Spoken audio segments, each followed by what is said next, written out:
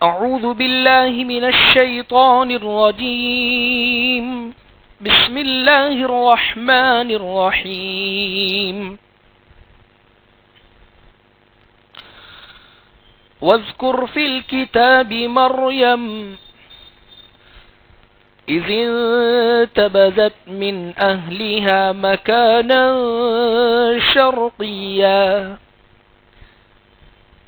فاتخذت من دونهم حجابا فأرسلنا إليها روحنا فتمثل لها بشرا سويا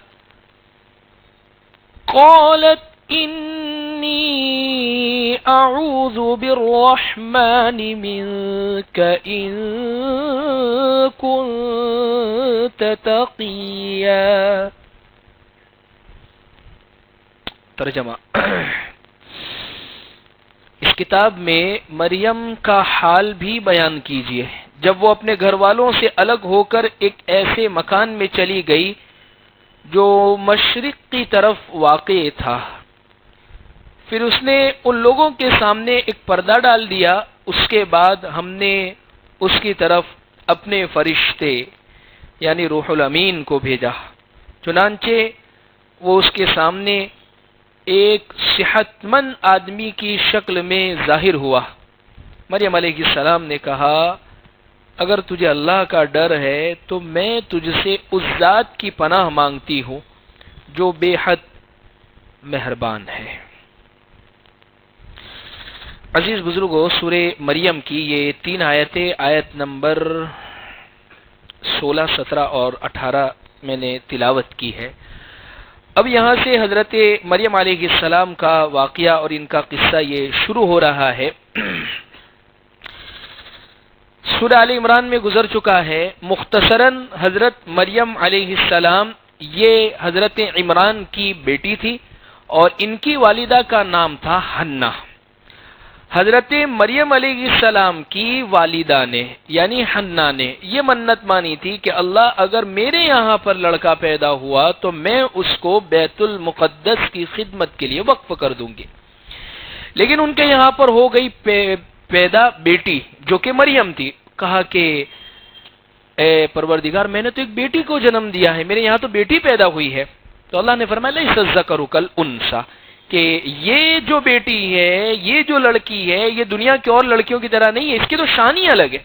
اور وہ کیا شان ہے، یہ ساری ان کی شان میں یہ ساری چیزیں آ رہی ہے کہ کیا ان کے واقعات ہیں. تو خیر، تو حضرت مریم علیہ السلام کو پھر بیت المقدس کی خدمت میں عام طور پر مردوں کو رکھا جاتا تھا، لیکن اتنی پاک باز یہ عورت تھی اس لیے کہ مریم کے نام میں ہی خدمت پایا جاتا ہے، مریم کے نام میں ہی عاجزی پائی جاتی ہے، مریم کے نام کے اندر ہی انکساری پائی جاتی ہے. اور آپ تجربہ کر لیجئے جو عورت مریم ہوا کرتی ہے اکثر وہ بہت پاک باز ہوا کرتی ہے. تو الغرض ان کو بیت المقدس کی خدمت کے لیے بیت المقدس کے جو اس زمانے کے جو مجاور تھے، جو اس کے پاس رہنے والے تھے، جن میں حضرت زکریا علیہ السلام، ان کے ساتھ ان کو بھیج دیا گیا جو ان کی خدمت کیا کرتی تھی. دیکھیے جو مجاور جس کو آج کل ہم کہتے ہیں مجاور، جو درگاہوں پر پائے جاتے ہیں، مجاور نہیں اصل میں ہے مجاور. اور مجاور کا مطلب ہوتا ہے جو کسی کے پاس رہنے والا ہو، نزدیک رہنے والا ہو. اور مجاور جو ہوتے ہیں وہ ایسی جگہوں کی خدمت کرنے کے لیے ہوتے ہیں، ان کے پاس رہنے کے لیے ہوا کرتے ہیں. جیسے اس زمانے کے اندر یہ مجاور تھے کہ ان کے پاس رہتے تھے اور بیت المقدس کی اور مسجد کی اور اس کے قریب کی چیزوں کی خدمتیں کیا کرتے تھے. تو الغرض اس کو کہتے ہیں مجاور. تو الغرض یہ حضرت مریم علیہ السلام کو وہاں بھیج دیا گیا. اب یہ حضرت مریم علیہ السلام کی عمر مبارک تقریباً 13 یا 15 سال کی عمر ہوئی کہ عام طور پر عورتوں کے ایام شروع ہونے کی جو عمریں ہوا کرتی ہے، جب اس عمر میں پہنچی تو ان کے ساتھ یہ واقعہ پیش آیا. اذ انتبذت من اہلها مکانا شرقیہ. اللہ فرماتے ہیں تم اس کتاب میں مریم علیہ السلام کا ذکر کیجئے. حضور سے کہا جا رہا ہے اس کتاب میں، یعنی یہ کتاب جو ہم پڑھ رہے قرآن میں، مریم کا ذکر کیجئے. اور ایک بات یہ بھی ذکر کروں کہ قرآن میں تقریباً عورتوں میں جو نام آیا ہے وہ صرف مریم کا نام آیا ہے. پورے قرآن بہت ساری عورتوں کے ذکر ہے، نبی کی بیویوں کے ذکر ہے، صحابہ کی بیوی کا ذکر ہے، اور اسی طریقے سے اور دوسری بھی عورتوں کا ذکر ہے. لیکن جہاں پر بھی آیا نساء النبی، امرأۃ نوح، امرأۃ لوط، امرأۃ فرعون، فرعون کی بیوی، نوح علیہ السلام کی بیوی، لوط علیہ السلام کی بیوی، نبیوں کی بیوی، اور حضرت زید کی بیوی فلما قضا زید منها وطرا زوجنا. تو قرآن نے ہر جگہ پر عورت کا جو تذکرہ کیا ہے وہ پردے کے ساتھ کیا ہے. نساء عورت ہی میں پردہ پایا جاتا ہے. یہاں مریم علیہ السلام کا نام لیا گیا، اس کی خاص وجہ یہ تھی کہ مریم علیہ السلام کے یہاں پر جو بیٹے کی پیدائش ہونے والی تھی وہ بڑے عجیب طریقے پر ہونے والی تھی.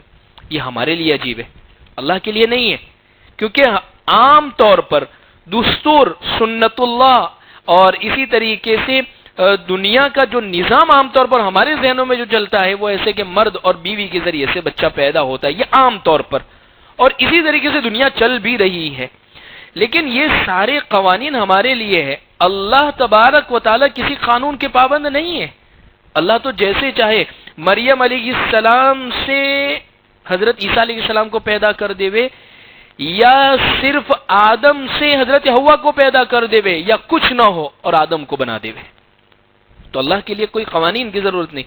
تو الغرض عزیز بزرگوں، حضرت مریم علیہ السلام کا ذکر یہاں پر خاص اسی وجہ سے ان کے نام کو کہ آگے ایک جو قصہ ہونے والا ہے جن کی طرف حضرت عیسیٰ علیہ السلام کی نسبت ہونے والی ہے، ماں کی طرف نسبت ہونے والی، تو اس لیے یہاں پر نام ذکر کیا گیا. کیا ہوا ان کا واقعہ؟ اذ انتبذت من اہلیہا مکانا. دیکھیے قرآن یہ کہا ہے مریم علیہ السلام کا قصہ ذکر کیجئے. اب دوسری تمام چیزیں محذوف، حذف کرتا جا رہا ہے قرآن، ہر جگہ پر قرآن حذف کرتا جا رہا ہے. کیا ہوا؟ بچپن، پیدائش، آگے کے واقعات وہ سب آل عمران میں دیکھ لیجئے. یہاں تو اصل جو واقعہ بیان کرنا ہے وہ مقصود ہے. اذ انتبذت من اہلیہا مکانا شرقیہ، کہ جب وہ اپنے گھر والوں سے الگ ہو کر ایک ایسے مکان میں چلی گئی جو مشرق کی طرف واقع تھا. اصل میں ان کی عمر یہ قریب اس کے پہنچ چکی تھی، اور وہ اپنے گھر والوں سے الگ ہو کر ایک مشرقی مکان میں، مشرق کی جانب جو مکان ہوگا، مشرق کی جانب مکان ہونے کا مطلب جو پورب کی طرف مکان ہوگا، یعنی جس جگہ وہ رہتی تھی اس سے ایک جگہ تھی مشرق کی جانب، یا تو وہ ہوگی بیت المقدس ہی کے اندر ہوگی، یا پھر ہوگی ان کا گھر جو پڑتا ہوگا وہ مشرق کی جانب پڑتا ہوگا، یا ان کا یا کوئی اور جگہ ہوگی جس جانب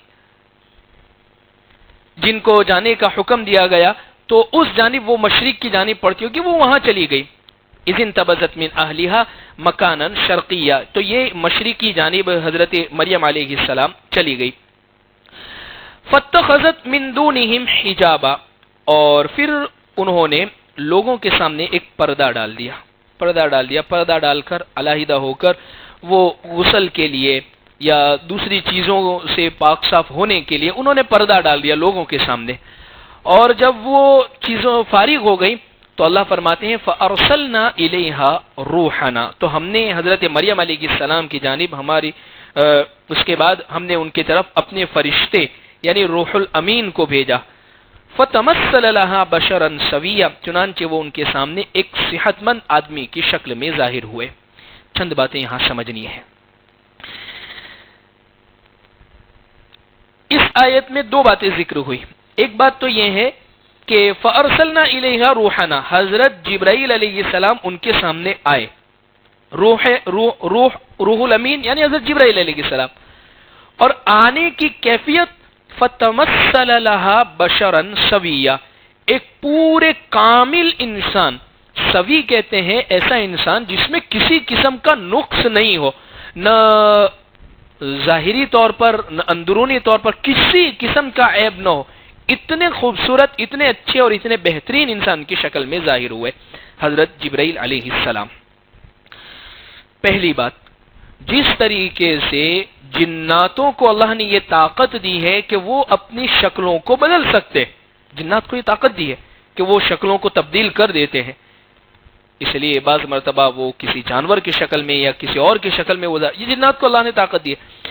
اسی طریقے سے اللہ نے فرشتوں کو بھی یہ طاقت دی ہے کہ وہ انسانی شکل یا دوسری شکل میں وہ آتے ہیں۔ جیسے پیارے آقا صلی اللہ علیہ وسلم کے پاس حضرت جبرائیل علیہ السلام کبھی تو آتے تھے تو اپنی اصلی شکل میں آتے تھے، جیسے پہلی وحی کے موقع پر ہوا۔ کبھی آتے تھے تو ایک صحابی ہیں حضرت دحیہ کلبی رضی اللہ عنہ، ان کی شکل میں آتے تھے۔ صحابہ یہ سمجھتے تھے کہ حضرت دحیہ بیٹھے ہوئے حضور کے پاس، لیکن جب وہ چلے جاتے تو پھر پتا چلتا کہ یہ تو حضرت جبرائیل علیہ السلام تھے جو حضرت دحیہ کلبی کی شکل میں آئے۔ اور کبھی کسی اجنبی کی شکل میں جن کو کوئی نہیں جانتا تھا، جیسے وہ ایک مشہور حدیث ہے جس میں حضرت جبرائیل علیہ السلام آئے اور حضور کے گھٹنے سے گھٹنے لگا کر بیٹھ گئے اور حضور سے سوال پوچھ رہے ہیں، مل ایمان یا رسول اللہ، مل اسلام یا رسول اللہ، مت الساعۃ یا اسلام کیا ہے، ایمان کیا ہے، قیامت کب آئے گی؟ تو صحابہ کہہ رہے ہیں کہ یہ پتہ نہیں اجنبی دکھ رہے ہیں، بڑے خوبصورت بھی ہے اور یہاں کے ہیں نہیں، یعنی باہر سے آئے، لیکن کوئی سفر کے آثار تو ان پر دکھ نہیں رہے، کپڑے بالکل سفید ہے، کپڑے پر میل نہیں لگا ہوا ہے۔ لیکن وہ جب چلے گئے تو حضور نے فرمایا کہ جانتے ہو وہ کون تھے؟ وہ حضرت جبرائیل علیہ السلام تھے جو تمہیں تمہارے ارکان اسلام کے سکھانے کے لیے آئے تھے۔ تو اللہ تبارک و تعالی نے حضرت جبرائیل اور فرشتوں کو یہ طاقت دی ہے کہ وہ انسانی شکل میں ظاہر ہو۔ حضرت مریم علیہ السلام کے سامنے فرشتے آئے اور آ کر ایک کامل انسان کی شکل میں ظاہر ہوئے۔ اب کامل انسان سے کون کامل ہے؟ کس کی شکل میں آئے؟ حضرت جبرائیل علیہ السلام کس کی شکل میں آئے؟ محدث عبد الغنی نابلسی رحمۃ اللہ علیہ اور اسی طریقے سے آفتاب نبوت میں غالباً قاری طیب صاحب رحمۃ اللہ علیہ نے یہ بات لکھی ہے کہ دیکھیے، کامل انسان اس دنیا میں بشرن سویہ اگر کسی کو کہا جا سکتا ہے تو وہ ایک شخصیت ہے جو پوری ہر حساب سے کامل ہے، اور وہ ہے حضرت محمد مصطفیٰ صلی اللہ علیہ وسلم۔ تو فرماتے ہیں قاری طیب صاحب کہ غالباً اشباہ اور زیادہ تر قرین قیاس اور بہت زیادہ یہ لگتا ہے کہ حضرت جبرائیل علیہ السلام جو شکل لے کر حضرت مریم کے سامنے ظاہر ہوئے ہوں گے وہ شکل پیارے آقا صلی اللہ علیہ وسلم کی تھی۔ اور محدث عبد الغنی نابلسی رحمۃ اللہ علیہ نے اپنی تفسیر میں یہ بات لکھی ہے کہ پیارے آقا صلی اللہ علیہ وسلم ہی کی شکل میں وہ ظاہر ہوئے حضرت مریم علیہ السلام کے سامنے۔ پوری دنیا کے اندر 3 لوگ ایسے ہیں جو حضور کی شکل سے مشابہت رکھتے ہیں۔ ایک حضرت حسن، آپ کے دونوں نواسے حضرت حسن رضی اللہ عنہ جو سر سے لے کے ناف تک حضور جیسے تھے، اور حضرت حسین رضی اللہ عنہ جو ناف سے لے کے پیروں کی انگلیوں تک حضور جیسے تھے۔ اور ایک امام مہدی جو قرب قیامت میں جب ظاہر ہوں گے کہ جن کا نام جو امام مہدی ہوں گے اور جن کے والد کا نام عبداللہ ہوگا، جن کی ماں کا نام آمینہ ہوگا، اور مطاف میں طواف کر رہے ہوں گے، اور ایسے وقت میں لوگ ان کو پہچان لیں گے اور لوگ ان کو اپنا امام بنائیں گے، اور ایک دن وہ اپنی مسجد کے اندر نماز پڑھ رہے ہوں گے تو ان کو اطلاع ملے گی کہ حضرت عیسیٰ علیہ السلام دمشق کے اندر جو منارہ مسیح ہے اس کے اوپر ظاہر ہوئے، جو ہم سورہ کہف کے آخر میں پڑھ چکے ہیں۔ تو دمشق کے اوپر اتریں گے، حضرت عیسیٰ علیہ السلام کے اترنے کی کیفیت بھی وہاں پر ذکر کی۔ اس موقع پر امام مہدی حضرت عیسیٰ علیہ السلام سے درخواست کریں گے کہ آپ نماز پڑھائے، صلی بنا، اس لیے کہ آپ نبی ہے، صلی بنا، آپ ہمیں نماز پڑھائے۔ حضرت عیسیٰ علیہ السلام عذر کریں گے کہ نہیں، آپ امام ہیں امت کے، آپ زیادہ مستحق ہے۔ تو اس موقع پر علی الخواص کی روایت ہے اور علامات قیامت میں یہ بات لکھی ہے کہ جب تکبیر کہی جائے گی اور مکبر تکبیر کہنے والا جب یہ کہے گا اشہد ان محمد الرسول اللہ، تو اس موقع پر حضرت عیسیٰ علیہ السلام کی آنکھوں سے آنسو جاری ہو جائیں گے۔ وجہ اس کی یہ ہے کہ تمام نبیوں نے یہ اللہ تبارک و تعالیٰ سے درخواست کی، تمام نبیوں کی یہ تمنا تھی کہ اللہ ہمیں پیارے آقا صلی اللہ علیہ وسلم کی امت میں بھیجا جاوے، اور حضرت عیسیٰ علیہ السلام کی دعا وہ قبول ہوئی، آپ امت میں آئیں گے۔ پھر اس کے بعد فجر کی نماز سے جب فارغ ہوں گے تو فجر پڑھنے کے بعد بیٹھیں گے تو پورے حالات امام مہدی حضرت عیسیٰ علیہ السلام کے سامنے رکھیں گے کہ ایسے موقع پر دجال نے بہت زیادہ فتنہ فساد مچایا ہے اور پیارے آقا صلی اللہ علیہ وسلم کی شان اقدس میں اور اللہ کے نبی صلی اللہ علیہ وسلم کی امت کے لیے بہت زیادہ قہر بنا ہوا ہے۔ حضرت امام مہدی حضرت عیسیٰ علیہ السلام یہ چلیں گے لبنان کی طرف، وہ بھی وہاں سے بھاگے گا اور بھاگ کر وہ پہنچ رہا ہوگا مقام لد جو میں نے ذکر کیا تھا، اور اس مقام پر پہنچے گا اور زمین اس کے پیر پکڑ لے گی، وہ آگے نہیں بڑھ پائے گا۔ وہاں حضرت عیسیٰ علیہ السلام پھر اس کو قتل کریں گے، ماریں گے، اور پھر جو آگے کے واقعات ہیں یاجوج ماجوج پھر نکلے گی اور اس کے بعد کے جو حالات ہوں گے وہ میں نے ذکر کیے۔ تو یہ 3 طرح کی شخصیات کے بارے میں لکھا ہے کہ یہ حضور سے زیادہ اشباہ تھے۔ عبد الغنی نابلسی رحمۃ اللہ علیہ نے تو آگے مزید یہ بات کہی ہے کہ دیکھیے کہ جب حضرت جبرائیل علیہ السلام حضور کی شکل و صورت میں ظاہر ہوئے اور ظاہر ہو کر انہوں نے کیا کیا، فتمثل لها بشرا، ان کے اندر پھونک ماری، بس وہ پھونک کا مارنا تھا کہ ان کو حمل ٹھہر گیا۔ آگے آ رہی ہے وہ بات، اس لیے لکھا ہے بزرگوں کی پھونک میں اللہ تبارک و تعالیٰ نے بڑی تاثیر رکھی ہے، اللہ والوں کی پھونک کے اندر اب بھی تاثیر رکھی ہے۔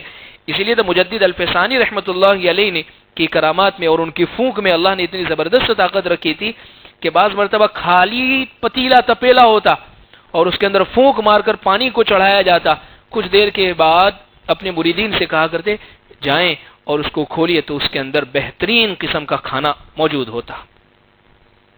تو کسی مرید نے بھی یہ کرنے کی کوشش کی تو کہا کہ آیتیں تو وہی ہے اور تمام چیزیں تو آپ نے وہی پڑھی ہے، لیکن منہ کہاں سے لاؤں گے مجدد الفسانی کا، اس کے لیے زبان بھی تو مجدد کی چاہیے۔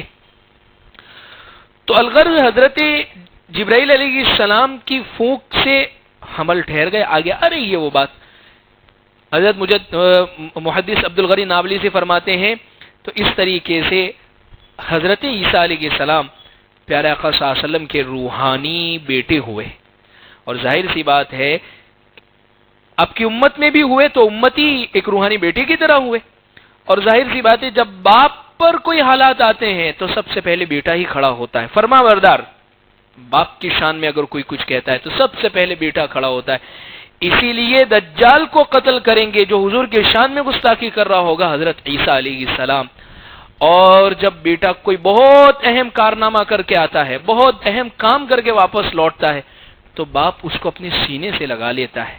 اس لیے آج بھی روضہ اقدس کے پاس ایک جگہ خالی رکھی ہوئی ہے حضرت عیسیٰ علیہ السلام کے لیے کہ آپ کو وہیں پر حضور کے قریب میں دفن کیا جائے گا۔ جب سلام پیش کرنے کے لیے جاتے ہیں تو 3 حصے بنے ہوئے، پہلا حصہ بنا ہوا ہے جس میں گول سوراخ ہے لیکن اس میں کچھ نہیں ہے، دوسرا حصہ بنا ہوا ہے اور اس کے اندر گول سوراخ ہے اور اس کے اوپر لکھا ہوا ہے ہونا السلام علی رسول اللہ صلی اللہ علیہ وسلم، یہاں پر حضور کو سلام پیش کیا جاتا ہے۔ اس کے بعد ایک اور حصہ ہے، وہاں لکھا ہے ہونا السلام علی ابا بکر، ہونا السلام علی عمر فاروق، کہ یہاں پر حضرت ابوبکر صدیق کو اور یہاں پہ حضرت عمر رضی۔